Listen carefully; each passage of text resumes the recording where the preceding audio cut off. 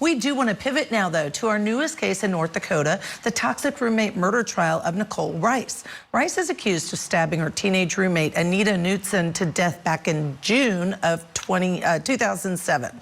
Now, it wasn't until 2022 that the police arrested Rice, citing her inconsistent statements about where she was at the time of the murder.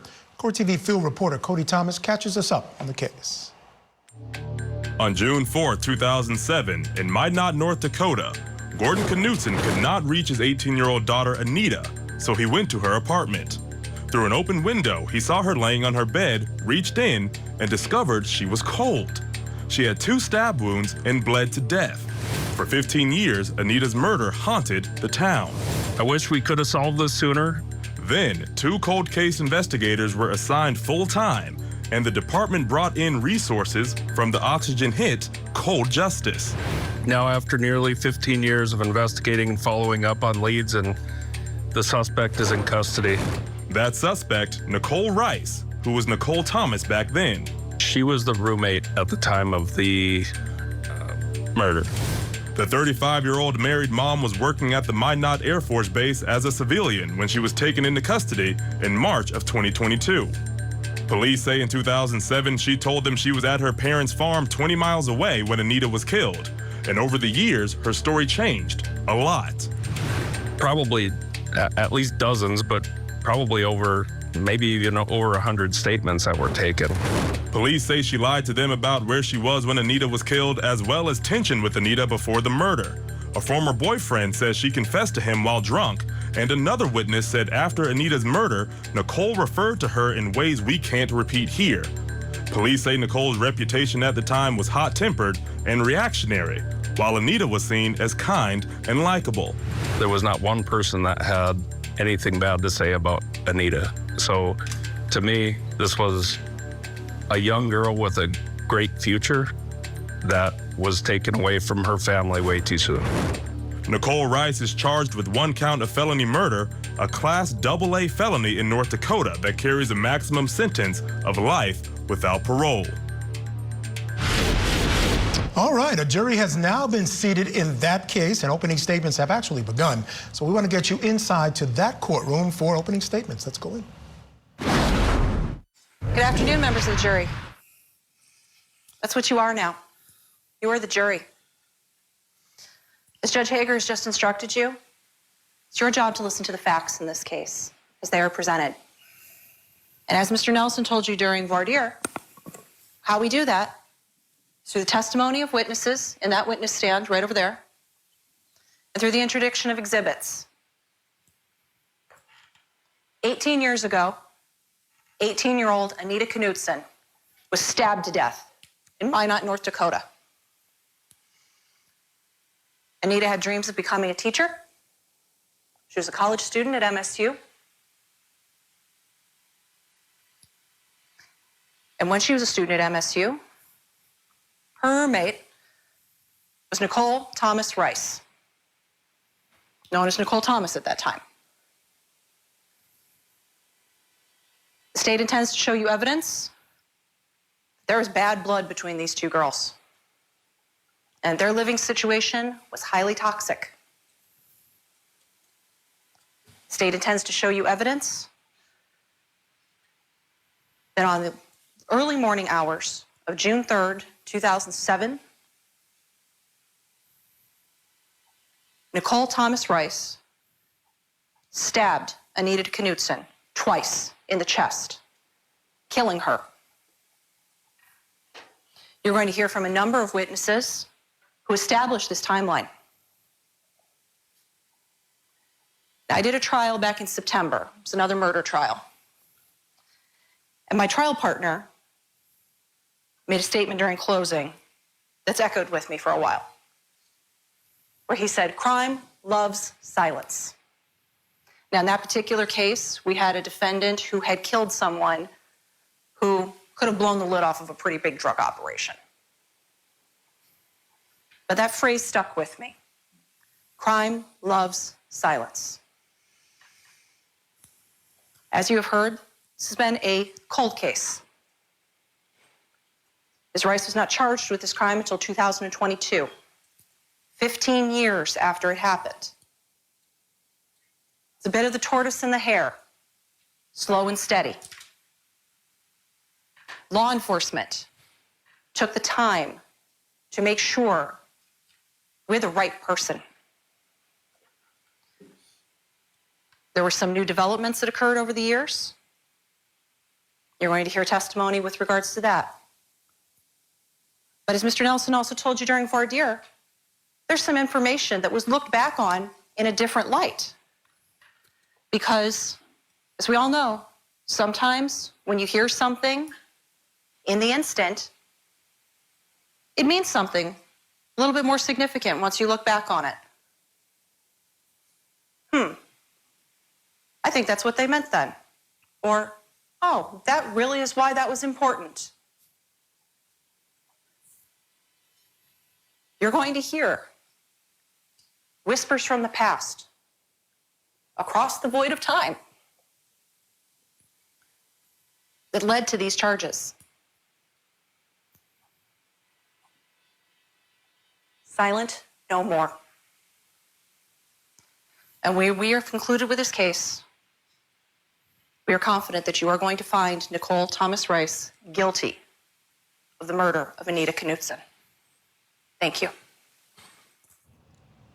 Michael, a really quick opening statement just to say this is what happened. The defendant did it, stabbed her twice, killed her, and the motive, the toxic relationship. Yeah, I mean, I thought maybe a couple of more details so this jury could be looking out for it, but that was a decision made by this prosecutor. It's not a complicated case. Right. Right? So I guess keeping it simple. Yep, keeping it simple is not a bad idea. I agree. All right, we'll take a short break. When we come back, we're going to get you back inside that courtroom for the opening statement from the defense. Stay here with us. Tonight on Closing Arguments, two big hearings for two huge, fast-approaching trials. We're live with the very latest in the cases against Karen Reed and Lori Daybell. Closing Arguments, tonight at 8/7 Central, only on Court TV. Cold-blooded killer or a complex cover-up? We're setting the stage for the big Reed trial for Karen Reed. Plus, the biggest cases trending in true crime. Opening statements with Julie Grant. Mornings at 8/7 Central on Court TV.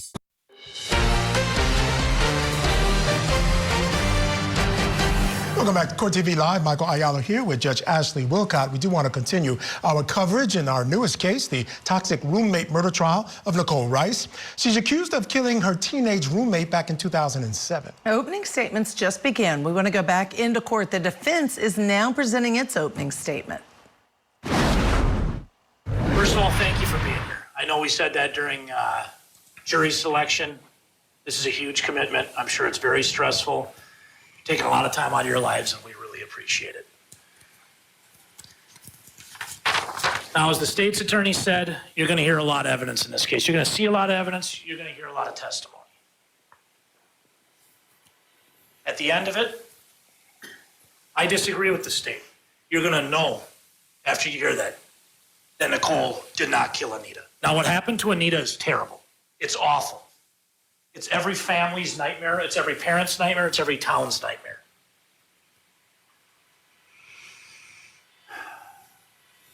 And Anita died in 2007.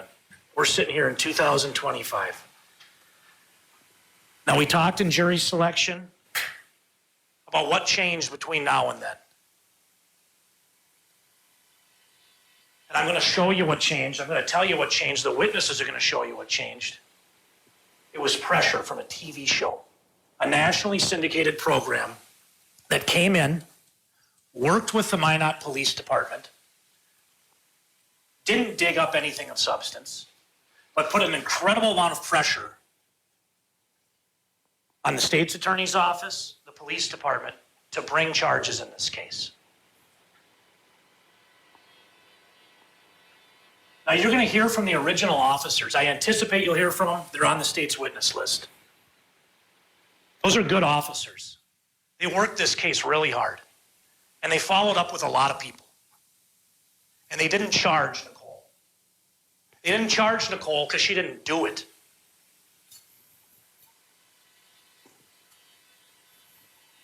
Nichole got charged after a national media circus descended on Minot.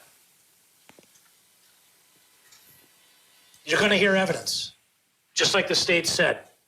You can hear evidence that they reached out to the FBI to find out who did this. They didn't say Nichole. And I'll tell you who they said. They said it pointed to a man named Devin Hall. And I'm going to come back to that. Every time the police called Nichole, she showed up. She talked to him.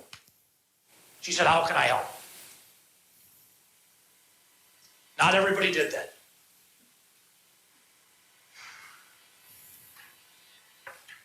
Now this Devin Hall, he was a 17-year-old kid from the Fort Peck reservation out in Montana. The evidence is going to show you he traveled to Minot. That's where the murder happened. The evidence is going to show you he admitted to possession of the murder weapon, which was a locking knife, like a buck knife, that had an Indian head on one side. At one time, it had Indian heads on two sides, but one fell off. And the evidence is going to show you that when the police showed that knife to Devin, they said, is this your knife? And he's going to say, I've had that knife. And you say, how do you know? It's missing the Indian head on the other side. You're going to find out that Devin Hall was caught breaking into other women's apartments that weekend through a window. Please listen to that. The state's going to tease that evidence out too, but they're going to try to change how it sounds.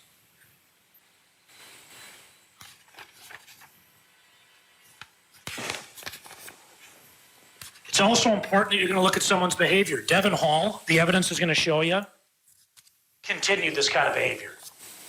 And he had implications, not just back on his home reservation, but federally as well.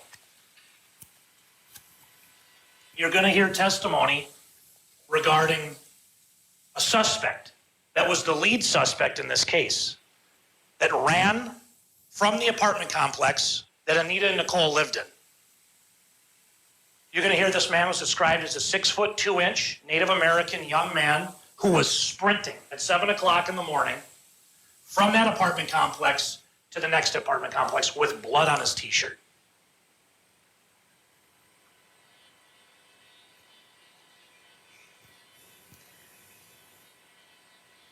You're going to hear from officer reports.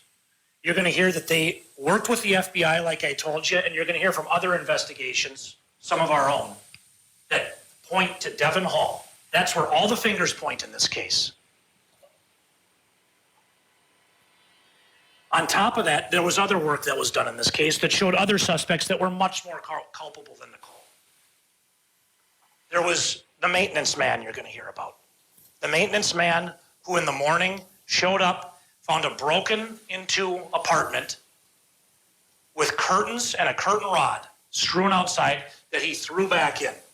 That maintenance man was interviewed, and on New Year's Eve, the next year around, he committed suicide. And the night before he committed suicide, he talked to a friend and said he had something very heavy on his heart. You're going to hear about someone else, the prom date of Miss Knutson. This prom date ended up moving into the same apartment as Miss Knutson, same apartment building, went on to continue to be a sleuth throughout Miss Knutson's, after her murder, and has been sitting in many of these court hearings as we go. He was a prime suspect. The cops describe him as obsessed with Anita. You're going to hear that Nichole had an alibi while this went on. She wasn't there. You're going to hear she did not do this. This is a media sensationalized case. And that's the person they want. They want the roommate, the college roommate. That sells. What doesn't sell is somebody who's dead or an indigent person that lives out in the middle of nowhere in Montana. Nichole sells. And that's what's going on here. And I'm sorry that I get impassioned, but I'm sure you understand the seriousness of this. The state's going to talk to you about a toxic roommate relationship. And I know we discussed this in jury instructions. Siblings, roommates, they fight. There's issues about an unplugged fish tank, about an alarm clock that wouldn't stop going off. The evidence is going to show you people like Nichole don't kill their roommates over that kind of stuff. They don't put knives through their sternums. The evidence is going to show you Nichole Rice didn't do this. This entire case toward Nichole has been an abortion of justice, and it can stop now. And Anita deserves justice. But justice is out there. It's not here. This is a show. Thank you very much.